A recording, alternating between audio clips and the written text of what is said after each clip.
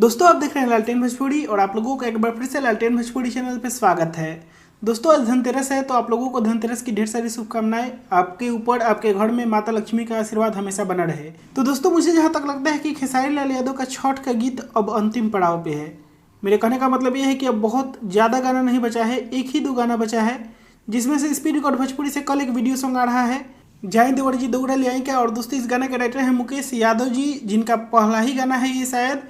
और दोस्तों आप लोगों को बता दें कि इसके बाद हो सकता है कि ऐसी फिल्म से एक और गाना आए जिसका डायरेक्ट वीडियो सॉन्ग रिलीज होगा। तो दोस्तों कल वाले वीडियो सॉन्ग के लिए आप लोग तैयार ही। इस गाना का टीजर स्पीड रिकॉर्ड भोजपुरी ने अपने फेसबुक पेज पे शेयर कर दिया है और इसका full video song speed record Bhojpuri के यूट्यूब चैनल पे कल सुबह में आप लोगों को देखने को मिल जाएगा। तो दोस्तों इसके लिए तैयार ही आप लोग। मैं इस वीडियो को यहीं पे खत्म करता हूँ। आप लोग इस वीडियो को लाइक करिए, शेयर करिए। मैं मिलूंगा आप लोगों से नए वीडियो में, तब तक के लिए जय हिंद, जय भोजपुरी।